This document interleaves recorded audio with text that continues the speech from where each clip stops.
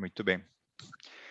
Boa noite, sejam bem-vindos à nossa classe bíblica online, estudando as profecias de Daniel. Nós vamos abordar um assunto um pouco em paralelo aos capítulos 8 e 9 de Daniel, que nós estamos estudando. Nós vamos falar sobre ciclos proféticos e vamos ver como Deus trabalha com as profecias, os profetas, os grupos, né, chamados de igreja, povo de Deus, remanescente, e como Deus é maravilhoso ao abrir o modus operandi dele para os seus filhos. Para isso eu queria pedir ao Roberto que ele faça uma oração por nós, pelo nosso estudo, para aqueles que estão chegando estão aqui. Ok, então vamos orar. Pai querido que estás nos céus, agradecemos, Senhor, pelo dia que cada um teve hoje, pela paz, a saúde, a proteção. E vamos agora, Senhor, estudar a Tua palavra, Senhor. Que o Senhor se faça presente no meio de nós, nos dê tranquilidade, nos dê disposição, abra nossas mentes para recebermos a Tua palavra, Senhor, em entendimento. Por Jesus, te pedimos que ilumine também ao Diogo na explanação e no estudo da Tua palavra. Por Jesus, amém. Amém. Amém. Muito bem. Esse assunto, quando eu aprendi, de uma fonte em espanhol, de um pastor que trabalha nos Estados Unidos, né? Eu fiz questão de preparar um material para compartilhá-lo, porque eu nunca vi sendo falado, né, na língua em português, por isso que eu trago isso, já compartilhei pregando no Jaraguá, se não me engano, também aqui em Lavras já, quando fizemos uma série sobre profecias. Então, eu acho muito maravilhoso como Deus vai conectar os profetas que vocês estão vendo aqui, tá? A gente vai identificá-los daqui a pouco, cada um deles. Mas o assunto de hoje está conectado com a profecia das 2.300 tardes e manhãs, né, que são 2.300 anos, e por isso eu trouxe aqui para que vocês se deliciem também com a palavra de Deus, tá bom?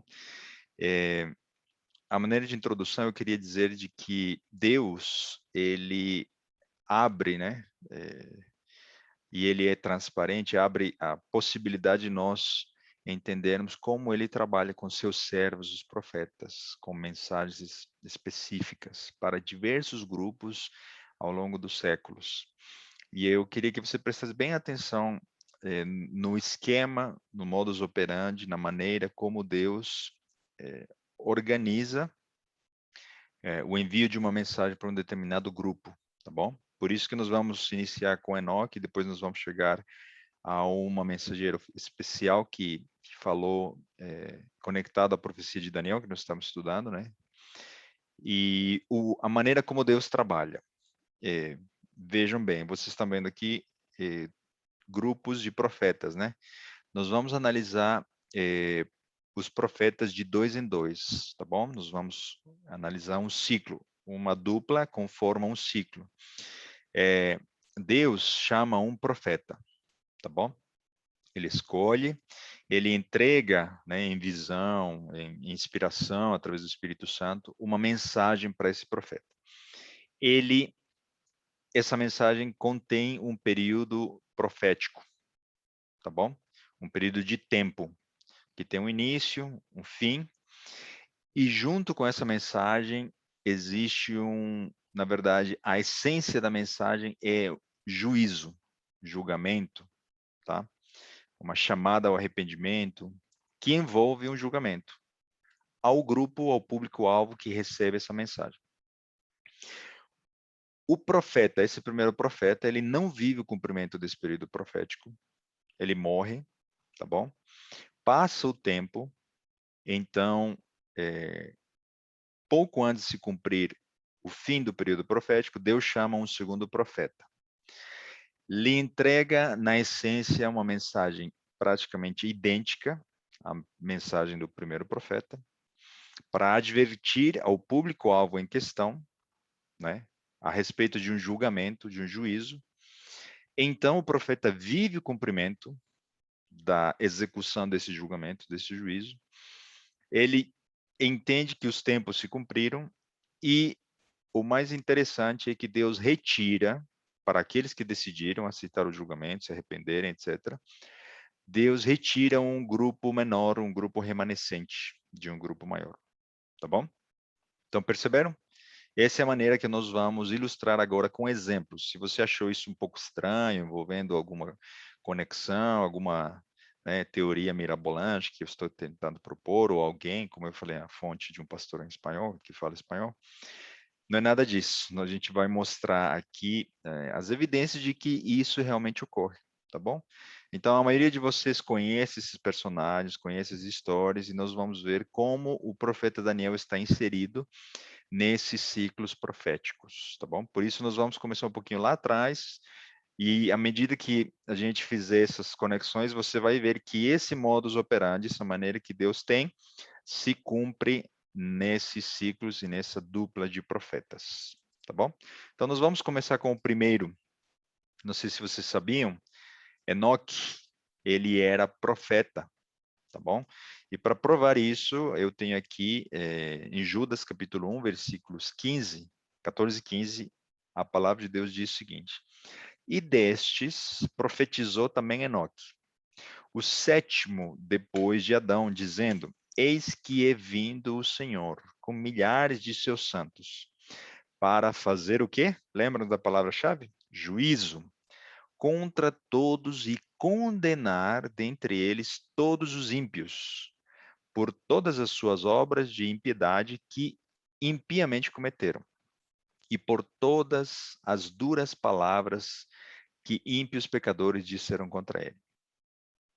Um público-alvo, os ímpios da época, que viviam junto, né, e eram contemporâneos de Enoque, uma mensagem de juízo e um castigo, né? Uma condenação. E a vida de Enoque como sendo exemplo, testemunha de que esses homens bem poderiam ser bons, né? Aceitar o bem, aceitar a Deus e ter uma vida como Enoque a teve. Ok? A pergunta, o detalhe que não foi colocado lá é: onde está o período profético? Nesse texto que nós lemos. Para isso, nós precisamos ir lá atrás, onde se fala mais detalhes a respeito da vida de Enoque, e isso se encontra no livro de Gênesis. Gênesis capítulo 5, 21 e 22, vai nos dar uma dica sobre onde se encontra o período profético. A Bíblia diz: E viveu Enoque 65 anos e gerou Matusalém. E andou Enoque com Deus, depois que gerou a Matusalém, 300 anos e gerou filhos e filhas. Para quem conhece um pouquinho de judaísmo, questão, né, uma questão geral, não é nada aprofundado. Vocês sabiam que o nome e o significado do nome, né, dos judeus, dos hebreus, etc., tem uma ênfase, uma mensagem muito forte? Em alguns casos, e praticamente a ideia o objetivo é que o nome dado a uma pessoa defina o caráter, defina a missão, defina como essa pessoa será, tá bom? Então, o nome Matusalém, filho de Enoque, vai nos trazer uma mensagem. O que significa o nome Matusalém? Matusalém significa, é a união de duas palavras, né? Em hebraico. Mut e Salak. Mut significa morte e Salak, trazer em seguida. Ok? Então, os estudiosos, os teólogos, indicam de que, juntando as duas palavras, né, morte e trazer em seguida, o nome Matusalém poderia significar sua morte trará, quando este morrer, isto virá, ou algo acontecerá, né? Quando ele morrer, será enviado. O quê? Alguma coisa, algum evento, etc. Então, não existe um número, um período profético, né? Falando 1.500 anos, um milênio, etc. Não. No caso de Matusalém, né? O período profético está inserido na vida dele, de forma que quando ele fosse morrer, terminaria o tempo de graça dado aos ímpios que viviam na época de Enoque. Então, Enoque falaria, pregaria com a sua própria vida, e falando também, obviamente, que um castigo, um juízo viria para aqueles homens caso eles não se arrependessem. E que, já que todos conheciam o significado do filho dele, quando seu filho morresse, viria a execução desse julgamento. Ok? Então vejam, estou resumindo aqui, nesse primeiro profeta do primeiro ciclo, Enoque, uma mensagem de julgamento dirigida aos ímpios. O evento, e aí já estou me antecipando ao segundo profeta, o evento que definiria o castigo, a condenação para esses ímpios, seria o dilúvio. O período profético seria definido pela vida de Matusalém, e nós conhecemos de que Enoque não viveu o cumprimento, né, dessa profecia dada a ele, julgamento aos ímpios, não viu seu filho morrer, porque ele foi vivo, foi chamado por Deus para entrar nas mansões celestiais e viver desde aquele tempo até hoje, né? Ele não conheceria a morte, ok? Então, essa maneira, esse jeito, esse modus operandi que Deus trabalha está aqui exemplificado com Enoque. Para nós confirmarmos, né, como é que aconteceu, né, se confirmou o fato, né, que nós estamos levantando como suspeita. Prova para mim, né, Johan, que o dilúvio aconteceu quando Matusalém morreu. Então vamos lá, vamos usar a Bíblia. E em Gênesis 5, 25, depois com mais tempo você lê o texto, etc. Tá? Mas aqui eu estou dizendo que Gênesis 5, 25 diz e afirma, né, na página da genealogia, que quando Matusalém tinha 187 anos, ele gerou um filho chamado Lameque, ok?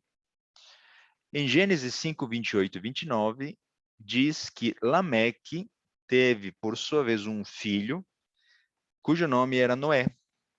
E qual era a idade de Lameque quando ele teve Noé? 182 anos. De forma que nós podemos deduzir que Noé é neto de Matusalém.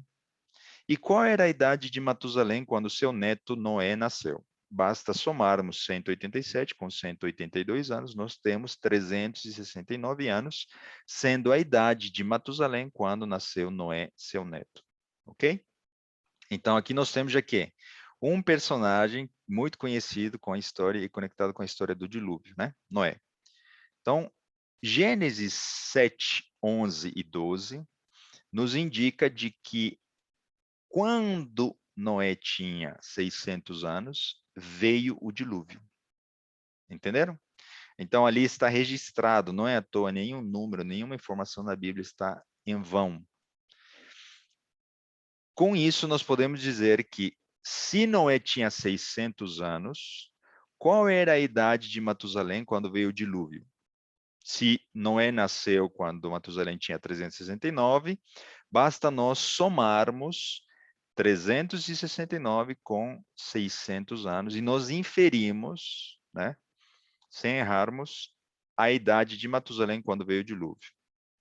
Isso sem lermos o texto de Gênesis 5, 27, né, nós já sabíamos, né, por essa continha matemática.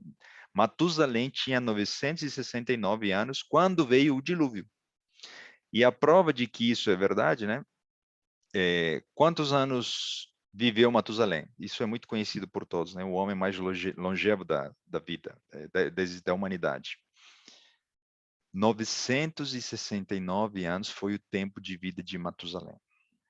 Coincide exatamente com a idade que nós deduzimos que Matusalém tinha quando veio o dilúvio, de forma que esse período profético, dado como mensagem, né, inserido implicitamente no nome de Matusalém, se cumpriu efetivamente, e o castigo, o julgamento, a execução dessa mensagem se cumpriu exatamente quando terminou esse período profético deixado no nome Matusalém. Aí eu faço uma análise bem curtinha, bem rápida, né? Quantos anos de misericórdia Deus deu para os antediluvianos? Desde a época de Enoque até o tempo que Matusalém morreu, quantos anos no mínimo? 969 anos de uma mensagem viva. Por onde Matusalém passava, todo mundo olhava para ele e falava, quando ele morrer, algo virá. Pela falta de fé, pela incredulidade, pela zombaria, as pessoas ignoraram, e de tão repetitiva que era a mensagem, né? Interessante isso. eles ignoraram e passou desapercebido, talvez para alguns deles, né, ou esquecido. Fora os 120 anos de mensagens que Moisés claramente, não mais com algo escondido, inserido, né, é uma mensagem no nome, no significado de uma pessoa, mas 120 anos de uma mensagem clara, direta, arrependam-se, né, senão vocês serão destruídos com água. Muita misericórdia, muito tempo de graça foi otorgado aos antediluvianos. Esse Enoque é o primeiro profeta. Eu já falei sem querer, né? O nome do segundo profeta. Vocês conhecem a história de Noé? E aqui eu coloco Hebreus 11:7 para conectarmos Noé com Enoque. Pela fé, Noé, divinamente avisado das coisas que ainda não se viam, temeu e, para a salvação da sua família, preparou a arca pela qual condenou o mundo. As obras de Noé, resultado da fé dele, se visualizaram através de uma enorme embarcação. E foi feito herdeiro da justiça, que é segundo a fé. 2 Pedro 2,5. E não perdoou ao mundo antigo, mas guardou a Noé, a oitava pessoa, o pregoeiro da justiça, ao trazer o dilúvio sobre o mundo dos ímpios. Perceberam? Ímpios, justiça, julgamento. Gênesis 7:23. Assim foi destruído todo ser vivente que havia sobre a face da terra, desde o homem até o animal, até ao réptil e até a ave dos céus, e foram extintos da terra. E ficou somente Noé e os que com ele estavam na arca. Perceberam como esses textos falam exatamente dos elementos que formam o modo que Deus opera? Agora aqui nós vemos o quê? O fato de que, quando se concretizou o dilúvio, apenas um remanescente sobreviveu pela graça de Deus, e esse remanescente foi a família de Noé. Então percebam como Noé se conecta com Enoque através da mensagem de julgamento, castigo, através do evento chamado dilúvio, e ocorre esse evento exatamente no ano em que Matusalém morreu.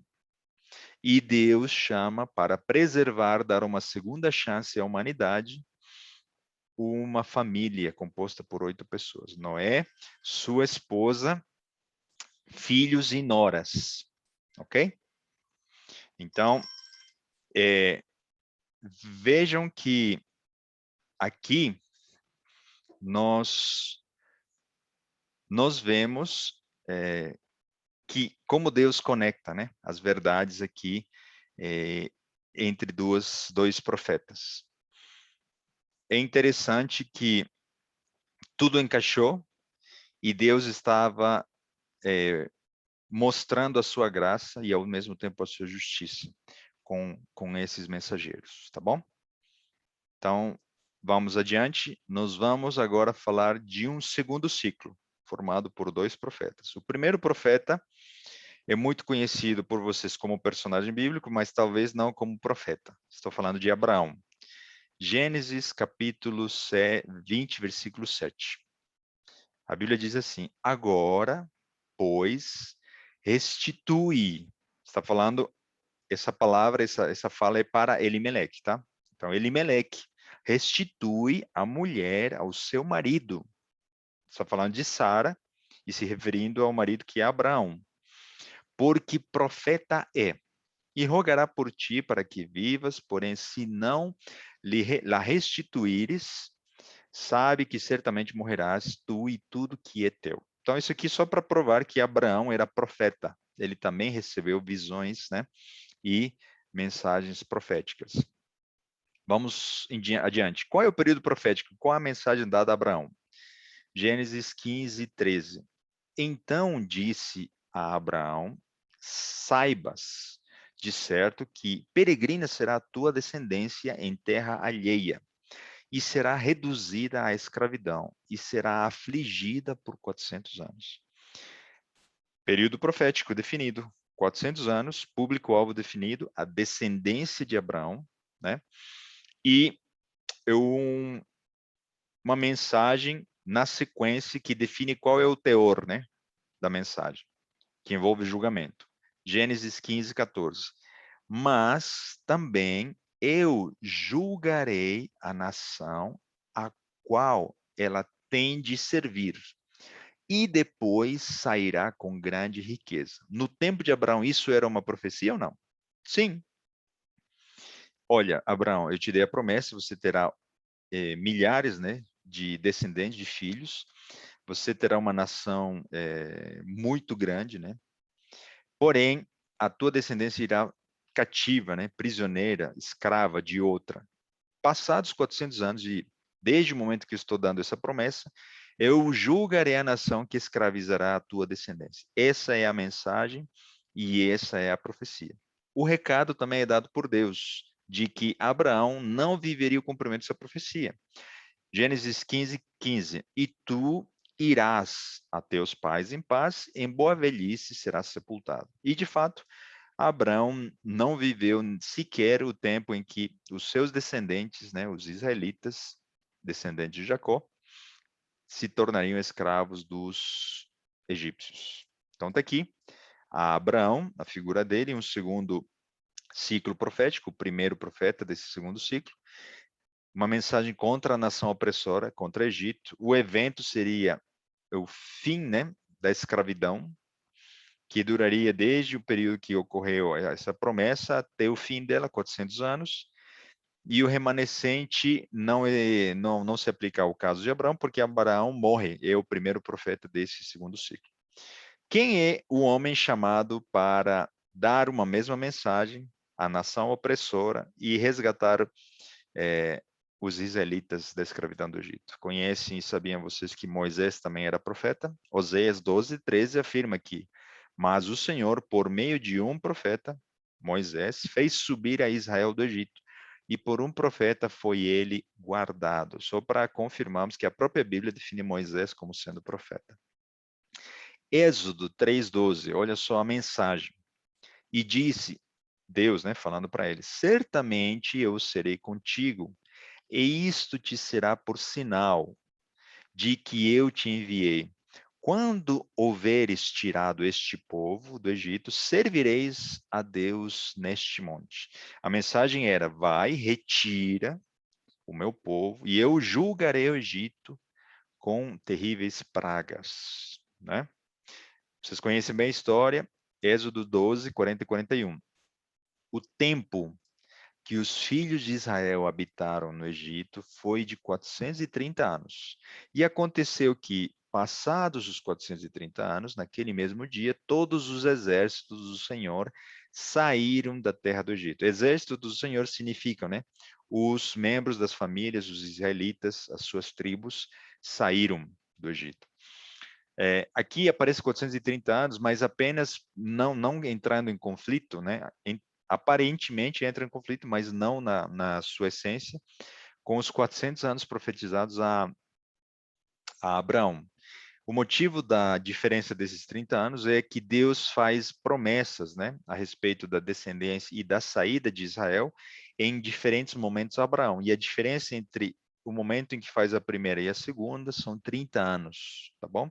E apenas para quem às vezes acaba passando batido, os israelitas não ficaram 400 ou 430 anos em Israel, ficaram pouco mais de 200 anos, tá?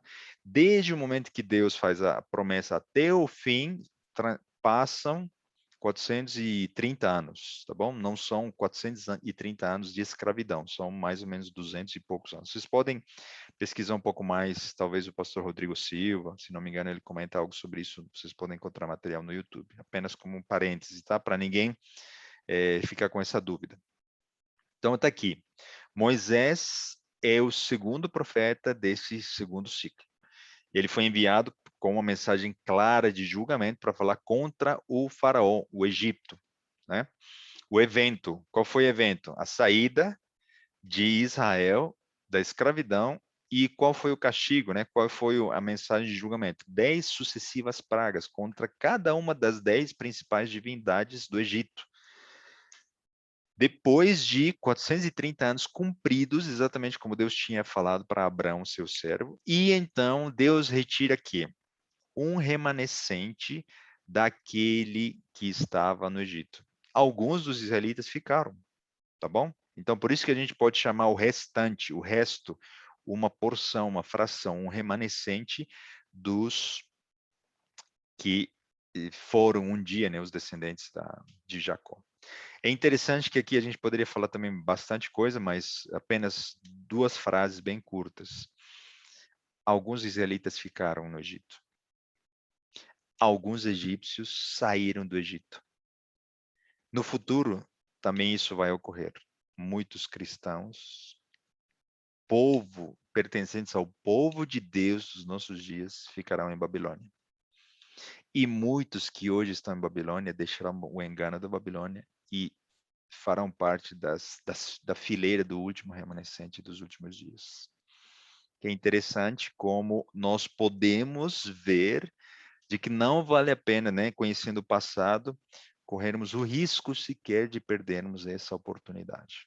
Deixar Babilônia para trás. Muito bem, vamos para o terceiro ciclo. Estamos falando agora do primeiro profeta, Jeremias, todos vocês conhecem, né, o profeta Jeremias.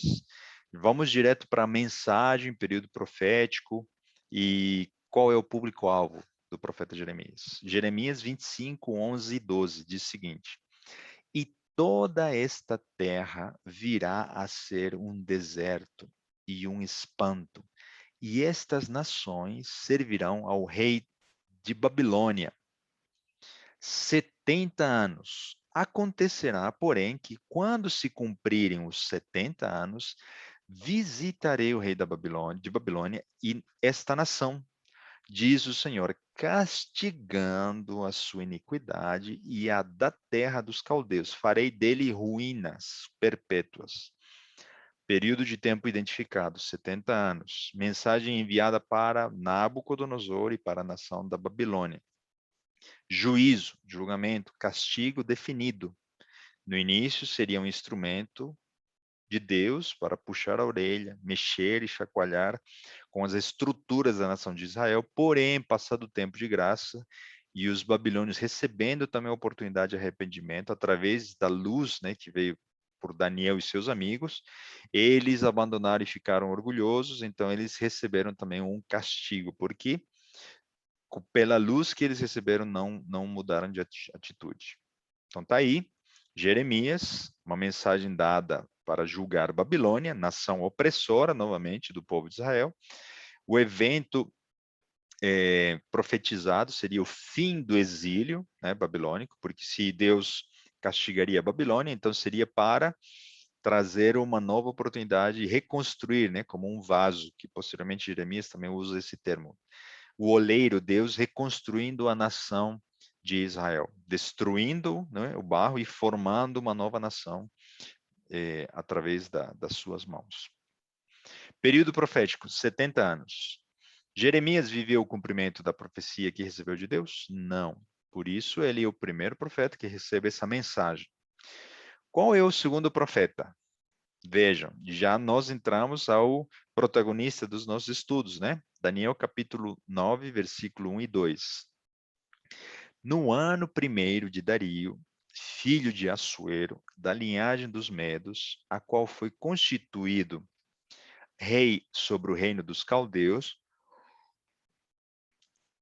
no primeiro ano do seu reinado, eu, Daniel, entendi pelos livros que o número dos anos de que falara o Senhor ao profeta Jeremias, em que se haviam de cumprir as desolações de Jerusalém, era de 70 anos.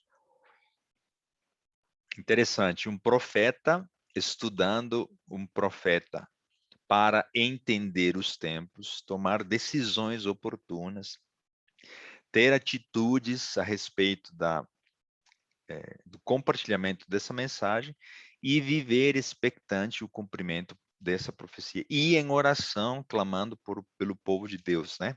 Quando estava se aproximando o fim dos 70 anos. Alguns de vocês talvez conheçam com mais, né, detalhe, de que o livro de Esdras e de Neemias descrevem a trama, né, entre o bem e o mal para que Israel pudesse sair, na época não mais Babilônia, e sim Medo-Pérsia, né, pudessem receber a autorização do rei persa para poder voltar para reconstruir o templo de Jerusalém e a cidade, né? Um evento que nós falamos no nosso estudo das 2.300 tardes e manhãs.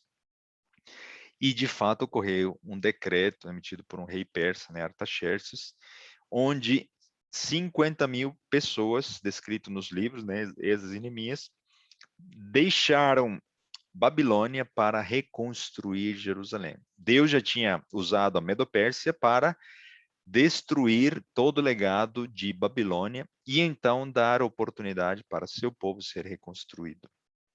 Novamente, a história se repete pela segunda vez.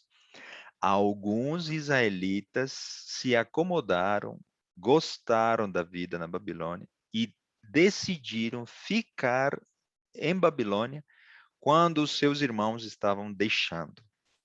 Ok? Interessante, né? Um terceiro cumprimento ainda vai ocorrer. Será que nós vamos perder a chance, mesmo vendo que em duas ocasiões, né, alguns rejeitaram e nos menosprezaram a mensagem? E de fato é uma questão individual, é uma questão de fé, né? Reconhecendo essas mensagens nos tempos e recebendo, né, a voz do Espírito Santo para tomar a atitude correta, nós precisamos nos preparar para abandonarmos Babilônia. Estamos falando não algo geográfico, né? Estamos falando principalmente algo espiritual, algo mental, no sentido de, se quisermos estar prontos para morarmos nas mansões celestiais, nós não podemos ter a mentalidade de Babilônia, né? Muito bem, então aqui está a prova de que Daniel foi o segundo profeta desse terceiro ciclo.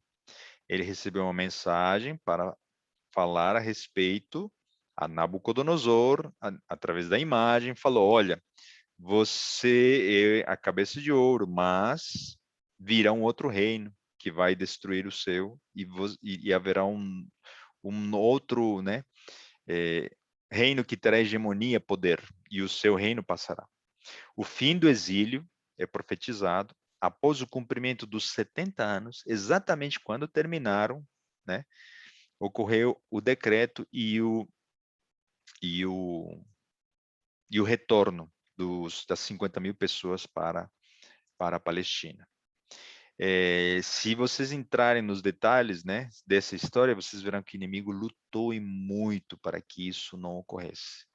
Por dois motivos. Ele não queria que a nação de Israel fosse reconstruída, e segundo, ele estava estudando todas essas profecias e sabia quando isso poderia ocorrer, e ele tentou instigar os reis, os persas, criou inimigos, Tobias, tem uma série de personagens que vocês podem encontrar nos livros de Esdras e Neemias, que provam que o inimigo lutou, tentou, é lógico que não ia conseguir, né, mas teve muita dificuldade o povo de Israel para retornar para a Palestina. Vamos avançando, e agora vocês estão familiarizados com o quarto ciclo, né? Não vai ser muito complicado para vocês entenderem agora os detalhes da profecia. Quem forma o segundo, perdão, qual é a dupla de profetas desse novo ciclo? Leiamos Daniel capítulo 9, versículos 24 e 25. De cara já vemos um período profético aqui, definido. 70 semanas estão determinadas sobre o teu povo. Nós já estudamos isso, né? Vocês já estão familiarizados com isso. E sobre a tua santa cidade, para cessar a transgressão e para dar fim aos pecados, e para expiar a iniquidade e trazer a justiça eterna, e salvar a visão e o profeta, e a profecia, e para ungir o Santíssimo, sabe e entende, desde a saída da ordem para restaurar e para edificar a Jerusalém, até ao Messias, o príncipe, haverá 7 semanas e 62 semanas, as ruas e o muro se reedificarão mas em tempos angustiosos. Depois das 70 semanas, perdão, das 62 semanas, será cortado o Messias. Está falando do dia em que Jesus foi crucificado e morto, mas não para si mesmo. E o povo do príncipe que há de vir destruirá a cidade e o santuário, e o seu fim será como uma inundação. E até o fim haverá guerra. Estão determinadas as assolações. E ele firmará aliança, o Messias, né, o ungido, firmará aliança com muitos por uma semana, a última das 70. E na metade da semana fará cessar o sacrifício e a oblação, e sobre a asa das abominações virá o assolador, e isso até a consumação, e o que está determinado será derramado sobre o assolador. Vocês já conhecem essa profecia, já sabem explicar, vocês já conseguem ensinar para outras pessoas, não é verdade? 70 semanas, 490 anos determinados sobre o povo de Israel, divididos em 7 semanas ou 49 anos, 62 semanas ou 434 anos, usando o princípio dia por ano, meia semana, né, 3 anos e meio, e uma última meia semana de 3 anos e meio. O início, no ano 457, com o decreto para a reconstrução de Jerusalém, dada por Artaxerxes, né, o rei persa, 49 anos muito dificultoso, angustioso para a reconstrução de Jerusalém, seus muros, né? E findada essa obra no ano de 408 a.C.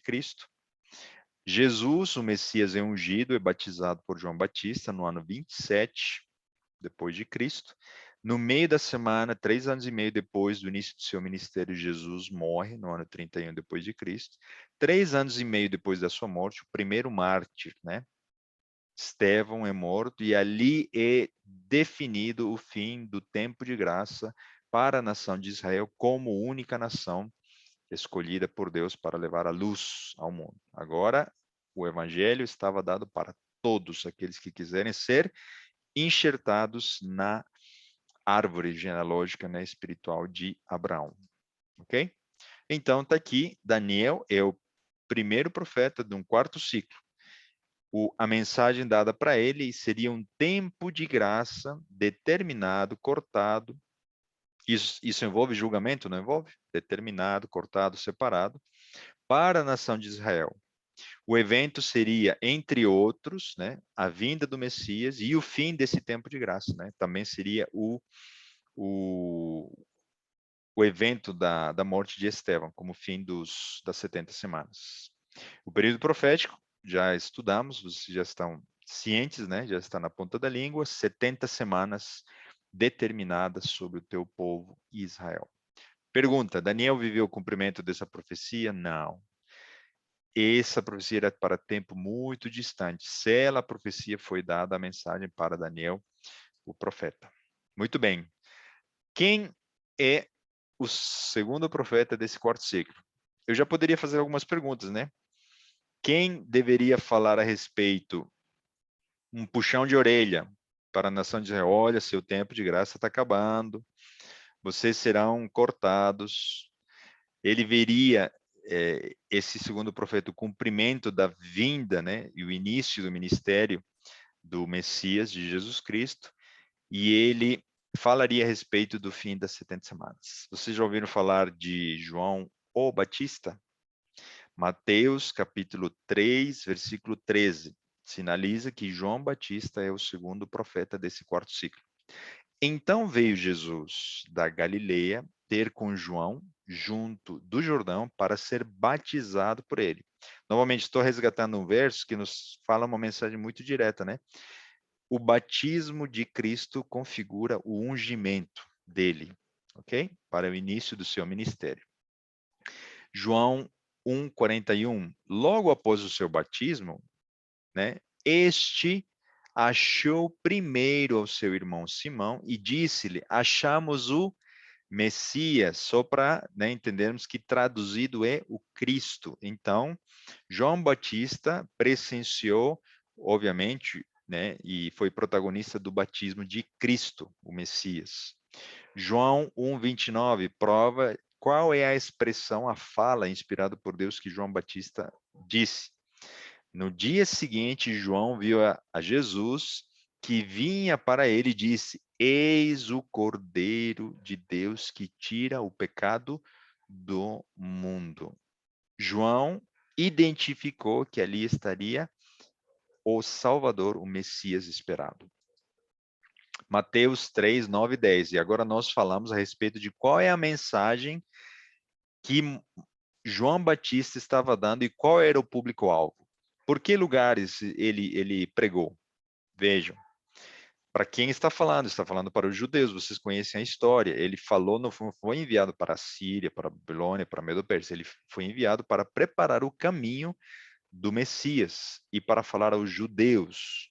Ele está dizendo para eles o seguinte: e não presumais de vós mesmos, dizendo, temos por pai Abraão, porque eu vos digo que mesmo destas pedras Deus pode suscitar filhos a Abraão. O que João está dizendo para eles?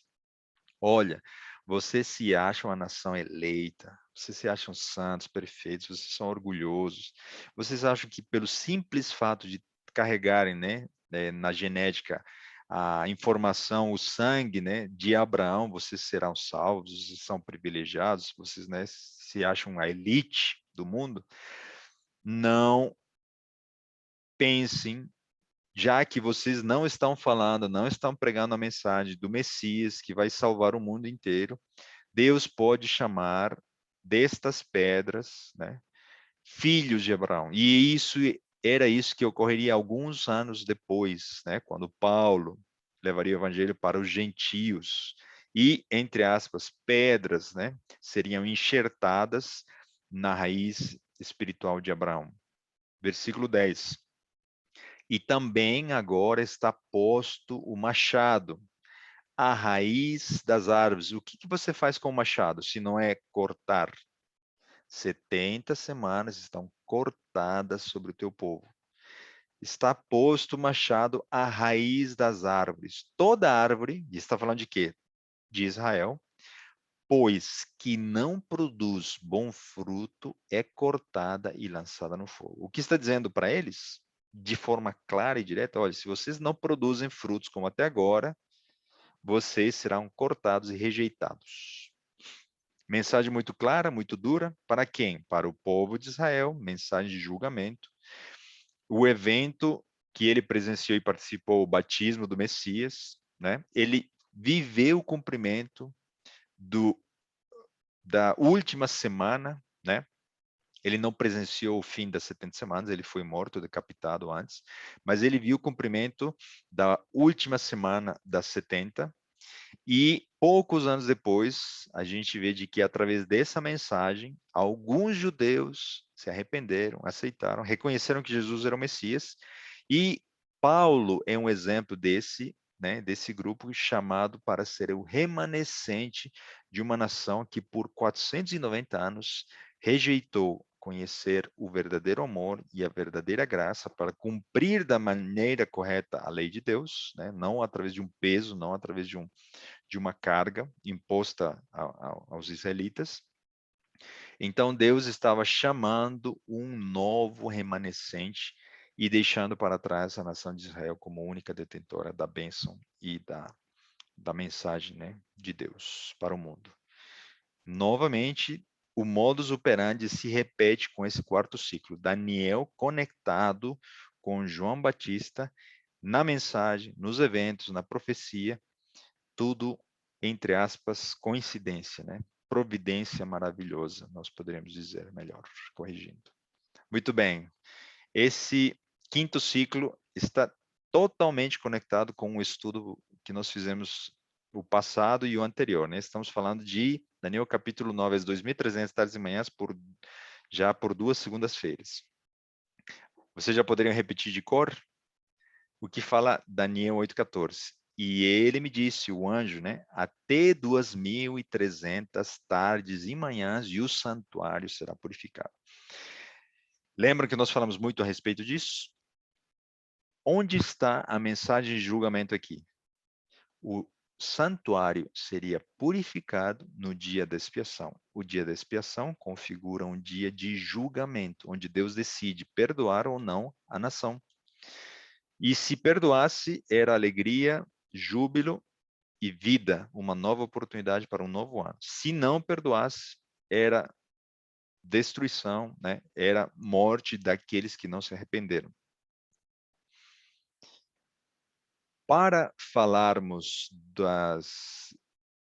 da expiação, né, da purificação do santuário, vocês já sabem, nós vimos também, de que o evento que define o início da purificação do santuário, né, celestial, não estamos falando mais santuário terrestre, porque Abraão já morreu, né, Moisés, João Batista, todos eles, nós vamos até o fim das 2.300 tardes e manhãs. Vocês se lembram? Fizemos a conta, as 70 semanas são a primeira parte dessa profecia, e os 2.300 anos terminam no ano de 1844, que é acrescentando 1.810 anos ao ano 34, que foi quando terminaram as 70 semanas, quando morreu Estevão, e nós chegamos ao ano de 1844, que é e define um ano quando Jesus, né, que ascendeu ao céu 40 dias depois da sua morte, da sua ressurreição, ascendeu ao céu e entrou no lugar santo.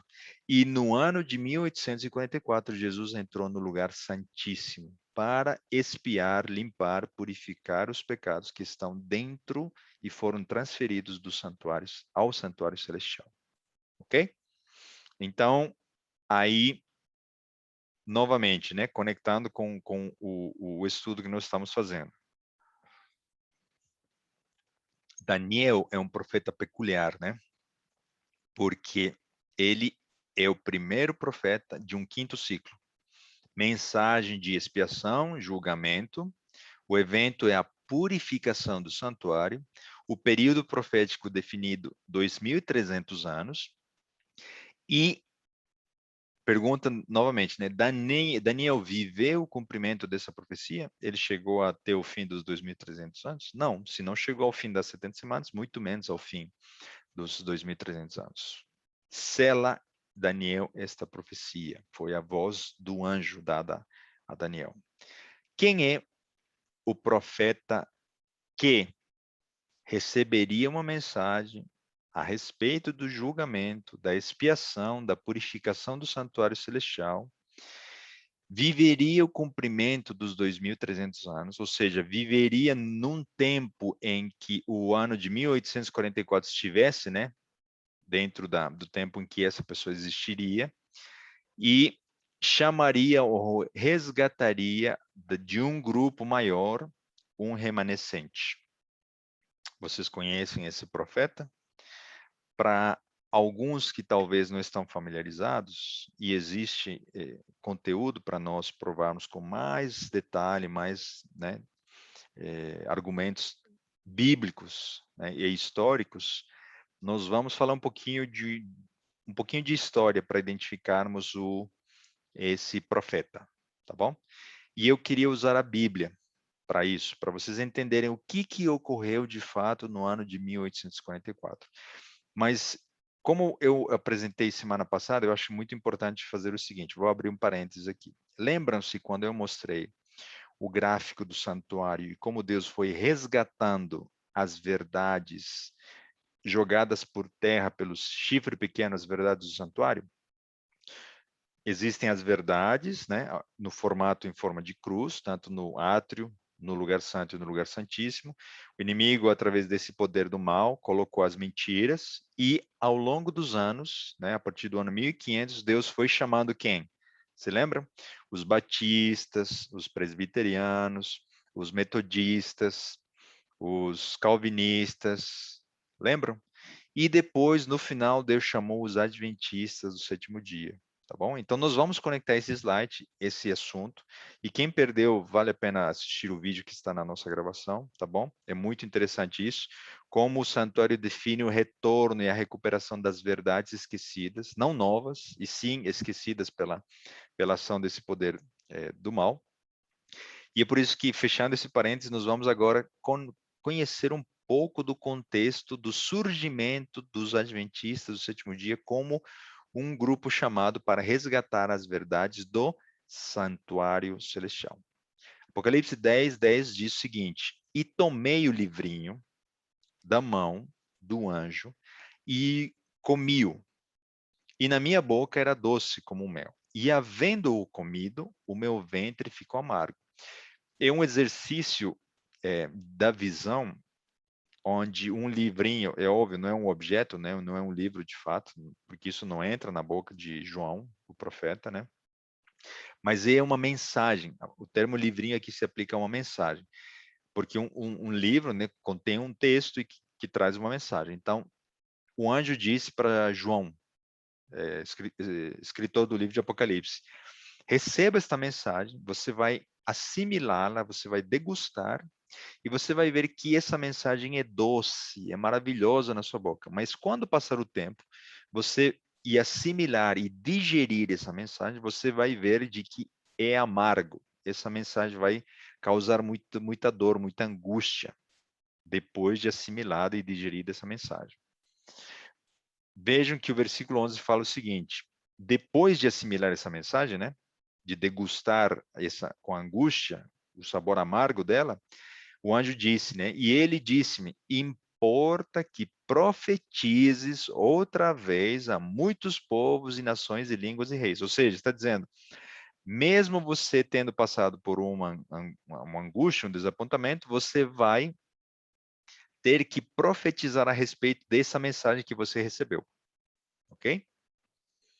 Então, aqui, para quem não conhece, eu vou apresentar, alguns de vocês conhecem, a profetisa conhecida como Ellen White.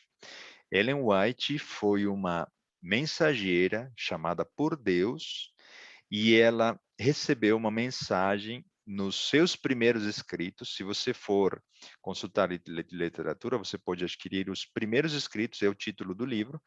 Você vai ver de que ela recebeu mensagem não para falar a respeito do sábado, se devia comer ou não comer carne de porco, não recebeu mensagem para falar da segunda vinda de Jesus. Os primeiros escritos dela falam a respeito da expiação e purificação do santuário celestial. Entre aspas, por coincidência, mas novamente, por providência divina, Deus está chamando uma mulher para se conectar com a mesma intensidade, com a mesma inspiração com Daniel, um profeta, né? Inspirado por Deus. O evento profetizado, né, seria a purificação do santuário.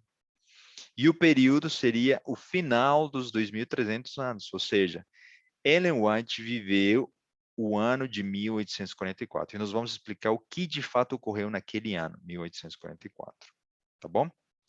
Ellen White não é a fundadora, não é, a que definiu, né? Falou, não, eu vou formar uma nova igreja, vai ser assim, assim, assim. Não, ela participou do grupo que recebeu uma mensagem, tá bom? E que se desapontou, né? Quando assimilou essa mensagem, e então, de um grupo maior de protestantes, que faziam parte de batistas, presbiterianos, né? E outros cristãos, ao receberem e reconhecerem essa mensagem da purificação do santuário, não todos souberam passar pelo desapontamento, e então eles formaram, alguns anos depois, não foi no ano de 1854, a Igreja Adventista do Sétimo Dia. Deus chamou um remanescente que seria formado para a maneira de ilustração como o Israel do passado, para ser o Israel espiritual dos últimos dias, para levar a luz do santuário, da expiação do santuário, para muitos povos, nações e línguas. Tá bom?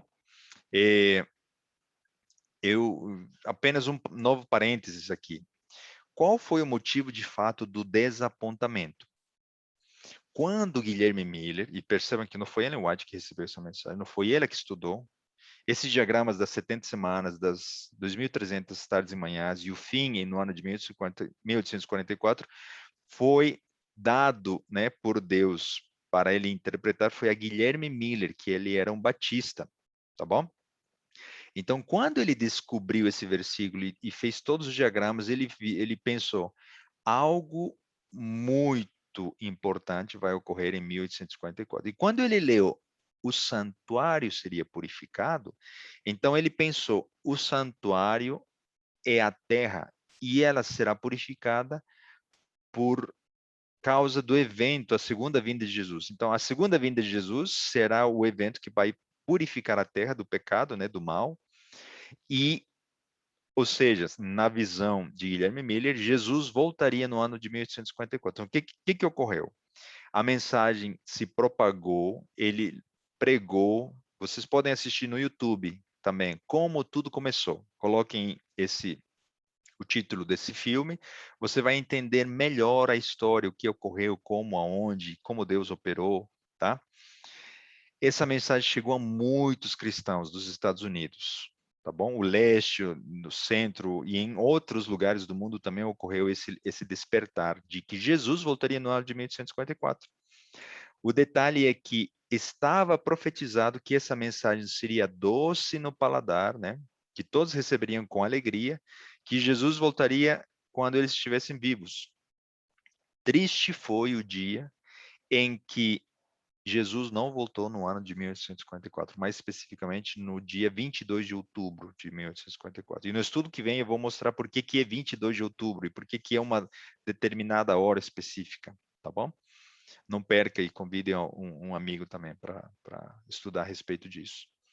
Naquele ano, Jesus não voltou. E eles ficaram tristes, desapontados. E essa mensagem que era doce na boca foi amarga quando eles a digeriram e assimilaram. E como toda crise, como em todo tempo de angústia, né? Como em toda situação de conflito, né? Deus peneirou de um grupo maior de cristãos que tinham absorvido a mensagem doce e alguns apenas que decidiram se manter firmes estudando a palavra de Deus, receberam a em visão, né? José Bates, se não me engano, foi ele, quando ele estava passando por um milharal, em visão, Deus mostrou para ele de que Jesus não estava voltando, Jesus estava mudando de comportamento no lugar, no santuário celestial. Ele estava saindo do lugar santo e indo para o lugar santíssimo. E quando eles voltaram a estudar as profecias de Guilherme Miller, eles descobriram que Guilherme Miller tinha acertado em todos os tempos, todos os períodos proféticos, e ele tinha apenas errado no evento. Não era a segunda vinda de Jesus, e sim a entrada de Jesus no lugar santíssimo do santuário celestial. Isso mudou a visão deles, porque foi ali que eles estudaram, redescobriram as verdades do santuário, eles confirmaram de que existia, pelo livro de Hebreus, o santuário celestial, e que Jesus estaria ali entrando para começar a espiar, né, a analisar os livros, desde os mortos, né, até os vivos.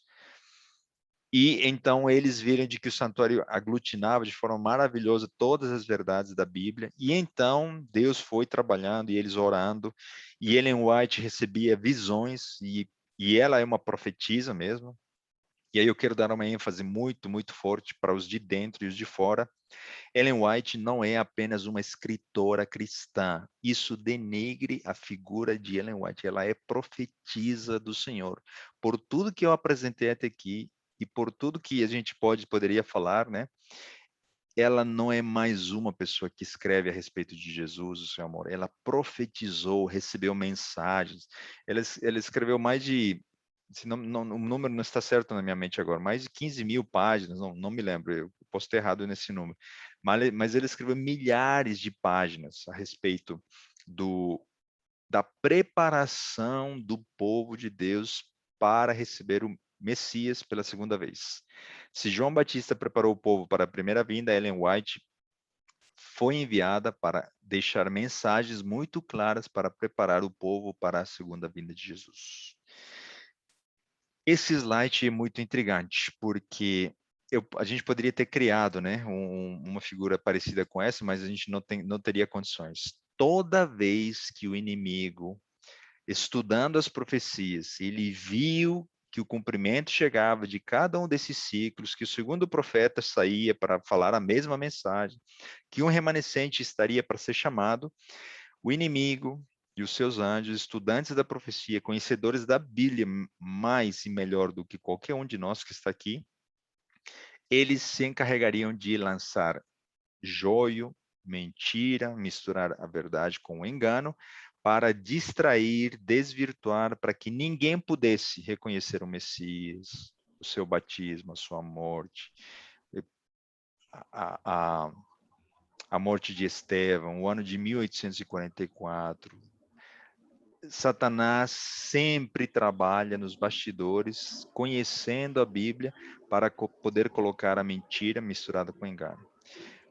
Vejam aqui algumas frases que resumem o que ocorreu por volta de mais ou menos 20 anos menos e 20 anos depois do ano de 1844. Quem estava interessado em que o mundo não reconhecesse Ellen White, o surgimento dos adventistas, as mensagens de purificação do santuário?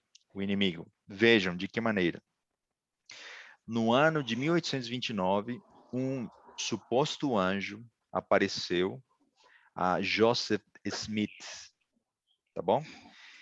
E em visão ele deu várias instruções, ok? Então ali vai o inimigo trabalhando para chamar alguém, e dentre um grupo de cristãos também, né? E ali surgiram a Igreja dos Santos dos Últimos Dias, os Mormons.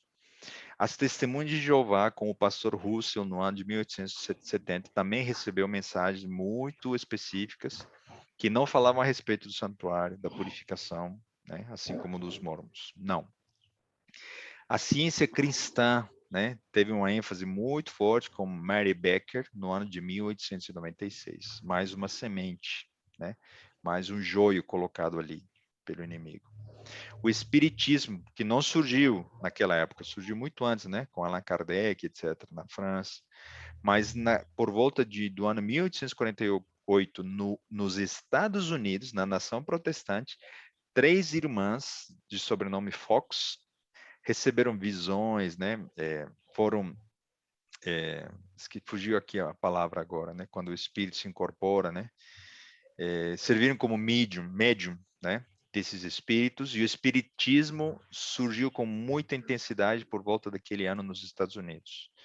A comunidade Oneida, né, que falava do perfeccionismo e ao mesmo tempo, intrigante isso, né, da poligamia, com John Noyes no ano de 1848. O pentecostalismo moderno, né, com Margarita MacDonald no ano de 1830, novamente. O evolucionismo com Charles Darwin, as primeiras sementes da filosofia de que Deus não existe, no ano de 1859. Herança do evolucionismo no aspecto filosófico, o marxismo e os primeiros livros de Engels, né, discípulo de Karl Marx, foram publicados esses manuscritos por volta do ano 1847 até 1848. Percebam que o inimigo estava borbulhando de filosofias e enganos para jogar no campo, né, geográfico do mundo e em diversos lugares, para que ninguém pudesse reconhecer o quinto ciclo profético que eu apresentei para vocês há pouco. O inimigo estava trabalhando para que todos pudessem ser enganados, porque o surgimento do último remanescente dos últimos dias estava acontecendo, com uma mensagem para resgatar a verdade do santuário e da expiação do santuário. Uma mensagem de vida ou morte. Por quê?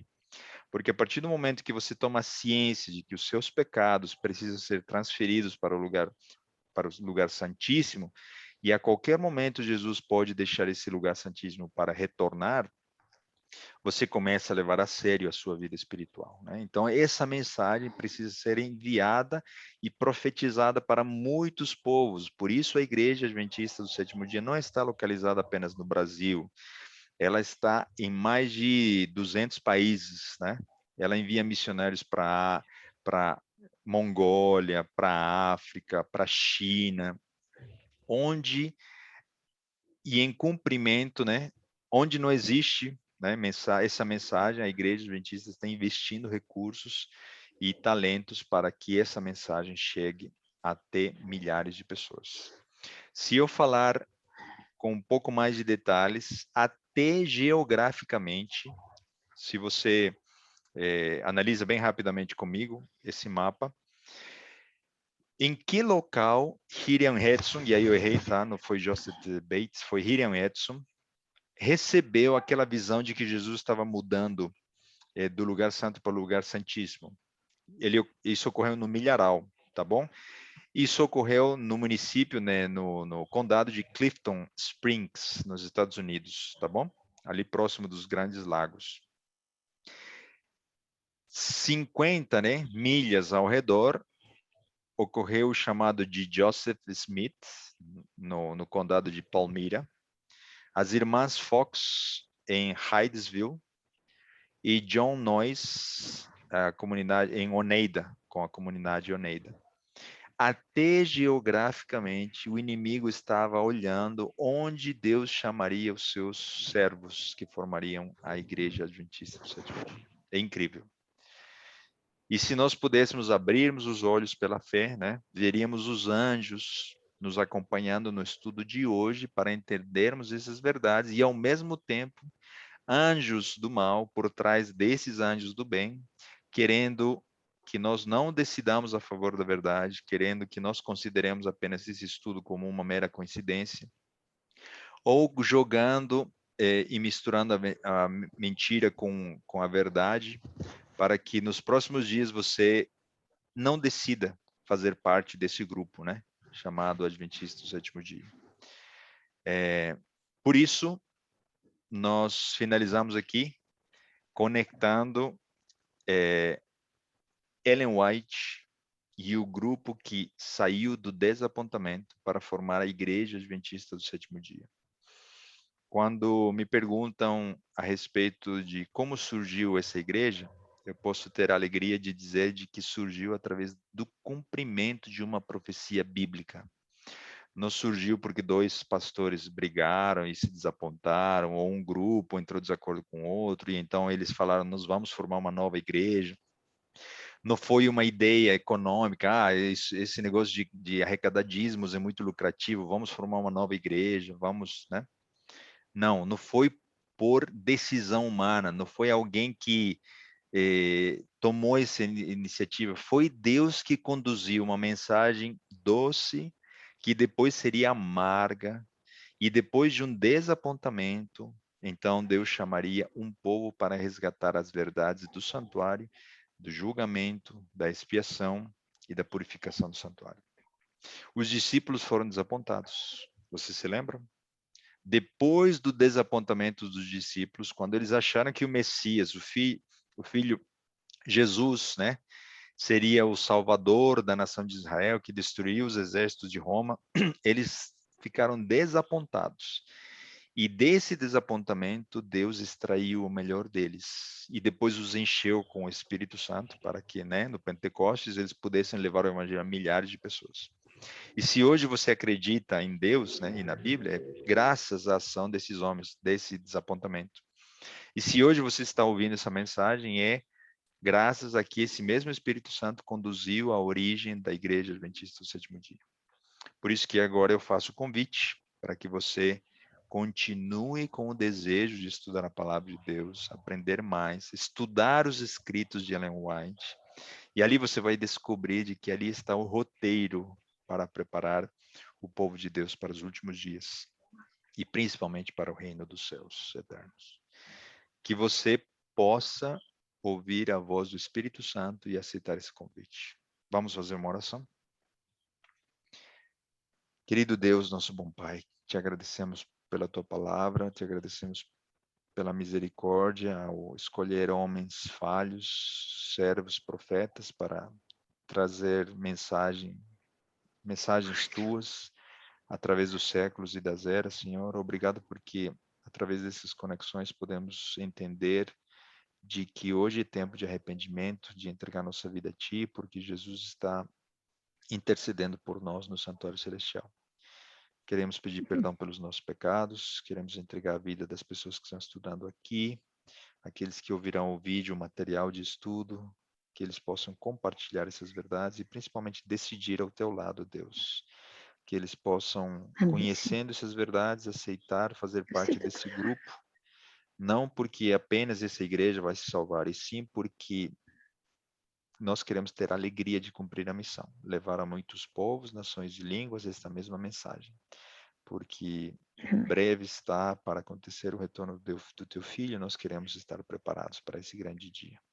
Nos abençoe e nos guarde, são bênçãos que nós pedimos em nome de Jesus. Amém. Amém. Amém. Que Deus abençoe a todos.